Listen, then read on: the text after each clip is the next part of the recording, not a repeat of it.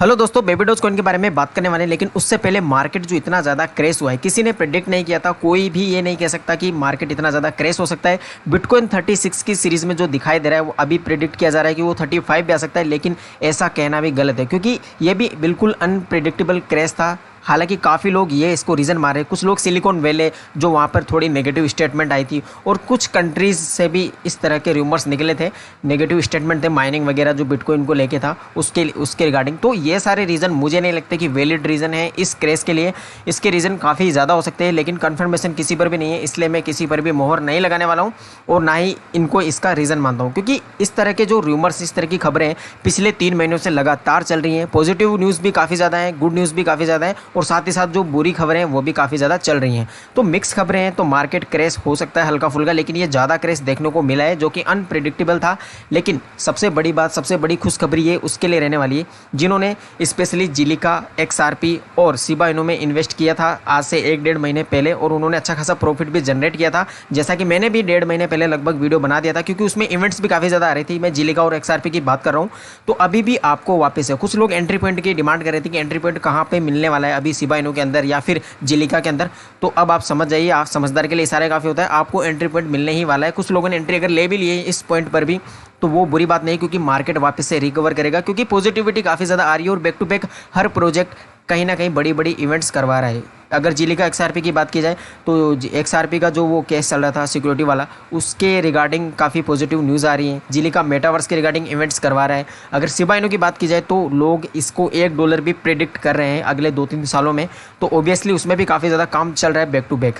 फिलहाल हमारा टॉपिक है बेबी डॉज कॉइन, तो इसी पर बात करने वाले हैं। मार्केट क्रेश है, इसी वजह से इसकी प्राइस भी 19 की सीरीज़ में अभी दिखाई दे रही है। तो ऑब्वियसली बात है, मार्केट बहुत ज़्यादा क्रेश होगा तो कुछ तो फ़र्क पड़ने वाला है मीम कॉइन्स पर भी। लेकिन कुछ मीम कॉइन्स जो कि काफ़ी ज़्यादा ऊपर है अभी भी, अगर आप देखोगे तो कुछ एक्सचेंजेस पर अगर आप टॉप गेनर में देखोगे तो आपको ज़्यादातर मीम कॉइन्स ही नज़र आने वाले हैं। इसकी जो अपडेट्स है वो काफ़ी इंटरेस्टिंग है, जैसा कि ये देखिए बेबी डॉज मेकिंग न्यूज़। तो दोस्तों बेबी डॉज कॉइन ऐसा कॉइन्स बन चुका है जो वर्ल्ड वाइड, अगर आप स्विट्जरलैंड की बात कर लो या फिर एशियन कंट्रीज़ की बात कर लो या फिर USA की बात कर लो, तो काफ़ी ज़्यादा बड़ी बड़ी जो वेबसाइट्स हैं वहाँ से आर्टिकल निकल रहे हैं बेबी डॉज कॉइन के रिगार्डिंग। और जैसा कि मैंने अपनी प्रीवियस वीडियो में भी बताया था, इन्होंने जो NFTs है, जो बेबी डॉज NFT कलेक्शन था, उससे जितना भी रेवेन्यू जनरेट किया था $4 लाख, जो कहने वाला $400K, इतना ज़्यादा अमाउंट, तो वो इन्होंने डोनेट किया है अपने चैरिटी पार्टनर को, बेस्ट फ्रेंड को।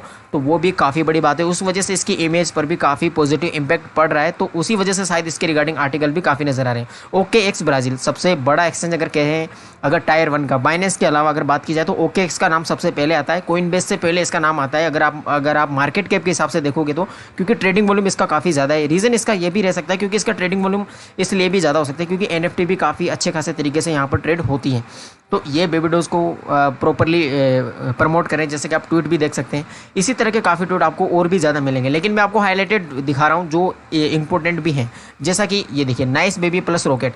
अभी आपको पता होगा बेबी डॉज कॉइन के साथ रॉकेट शुरू से ही जुड़ा हुआ है, क्योंकि Baby Doge to the moon ये कहना बिल्कुल भी गलत नहीं है। हर बार जब भी ये कोई अपडेट ला रहा है और जो इससे एक्सपेक्ट किया जा रहा है होल्डर्स के द्वारा, जैसे कि बाइनेंस लिस्टिंग की बात की जाए तो काफ़ी ज़्यादा ट्रेंड बना हुआ है। हालांकि मैं आपको उस तरह के ट्वीट्स नहीं दिखा रहा हूँ, क्योंकि वो हमेशा मैं आपको दिखाते रहता हूँ और आपको नज़र आ ही जाते होंगे अगर आप ट्विटर यूज़ करते हैं तो बेबी डॉज कॉइन की लिस्टिंग बड़े बड़े एक्सचेंज पर होना अभी बाकी है, और जैसे वहाँ पर लिस्टिंग होगी तो रॉकेट तो ये बनने वाला ही है। हालांकि इलोन मस्क से ये काफ़ी ज़्यादा रिलेट करें अपने आप को, डूनो सिम्स किंडा फंजिबल, काफ़ी लोग इसको AP NFT से रिलेट कर रहे थे, क्योंकि जैसे इन्होंने अपने DP चेंज की थी और उसमें भी काफ़ी ज़्यादा पंप आ गया था, लेकिन अभी वो वापस से चेंज कर ली। जैसे आप देख सकते हो अभी इन्होंने रॉकेट का ये लगा दिया, अपनी जो खुद की जो कंपनी है SpaceX, उसी को प्रमोट कर रहे हैं। तो वो तो ऑफकोर्स वो करेंगे उन्हीं की, लेकिन 1-2 दिन के लिए इन्होंने AP NFT का DP यूज़ किया था, तो उससे इसका प्राइस काफ़ी ज़्यादा बढ़ गया था।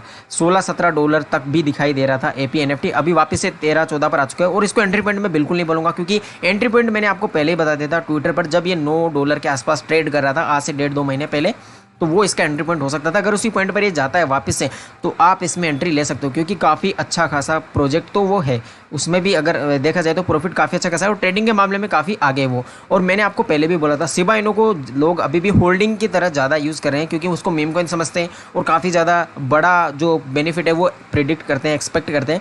लेकिन अगर आप ट्रेडिंग के पर्सपेक्टिव से भी देखो तो शिबा इनू, जिलिका और XRP काफ़ी बेस्ट ऑप्शन आपके लिए रह सकते हैं।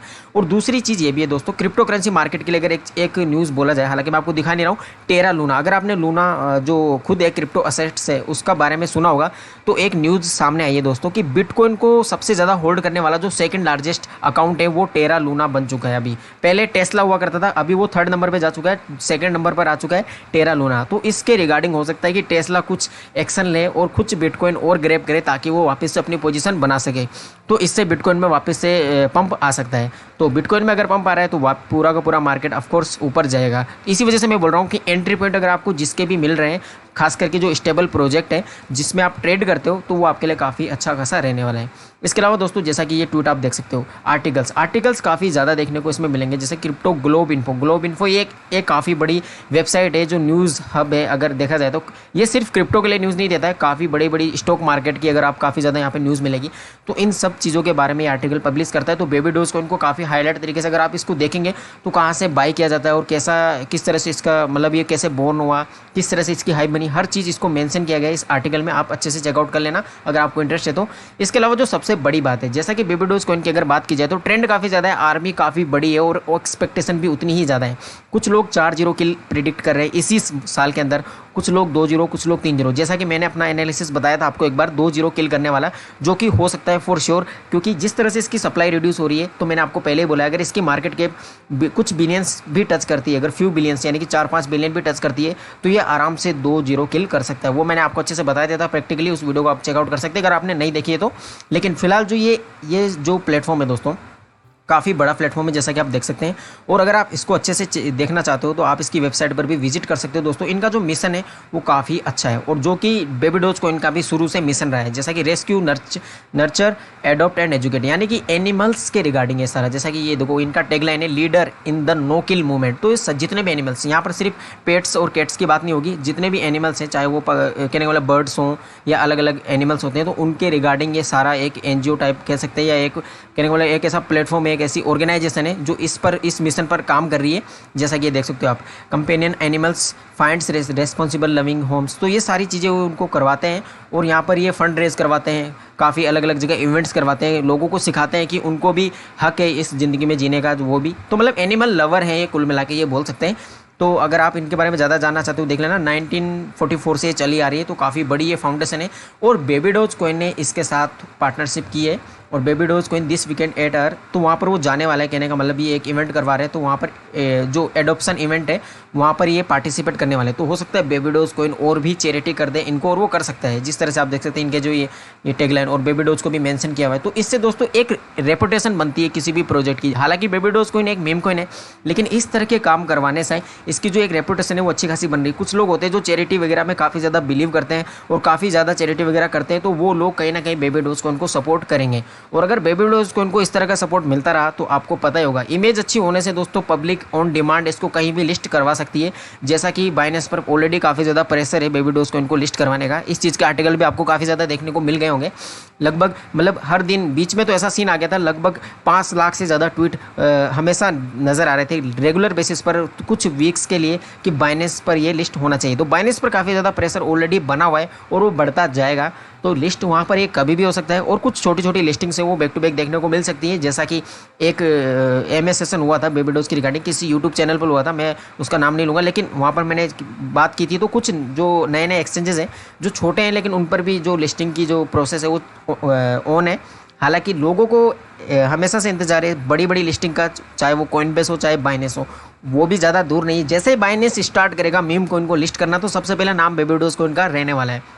और दोस्तों मेरा प्राइस प्रेडिक्शन में ऑलरेडी आपको कई बार बता चुका हूँ, लेकिन कुछ लोग फिर भी कमेंट में पूछते हैं कि कितनी जीरो किल कर सकता है। तो मैंने आपको ऑलवेज बोला हुआ है कि मेरा जो प्रैक्टिकली एनालिसिस रहता है वो यही है कि ये 2-0 किल कर सकता है इसी साल के अंदर, यानी कि 100x ये प्रॉफिट आपको दे सकता है। और 100x ये 200x भी हो सकता है। लेकिन मैं जो प्रैक्टिकली सोचता हूँ, अगर ये कुछ बड़ी बर्निंग करवा देते हैं, जैसा कि इनकी एनिवर्सरी आ रही है अगले मंथ, तो हो सकता है कुछ बड़ा चीज़ें कर दें, तो वो भी एक यू टर्न रहने वाला है। और सबसे बड़े जो यू टर्न रहेगा वो बेबी डोज स्वैप भी रहेगा। अगर बेबी डोज स्वैप जैसा कि मार्केट में आएगा, अगर बाकी जो कॉइन्स हैं, अगर सिंजा की बात की जाए या शिबा इनू की बात की जाए, उनका स्वैप जो जिस तरह से अगर ट्रेंड में हुआ है, अगर वैसा ट्रेंड अगर बेबी डोज स्वैप भी करेगा, तो फिर थोड़ा बहुत एक्सपेक्टेशन और भी ज़्यादा हो सकती है कि ये 3-0 भी किल कर सकता है, क्योंकि बेबीडो स्वैप से इसकी बर्निंग और भी ज़्यादा बढ़ने वाली है। साथ ही साथ स्वैपिंग होने से इसका यूज केस भी बढ़ेगा।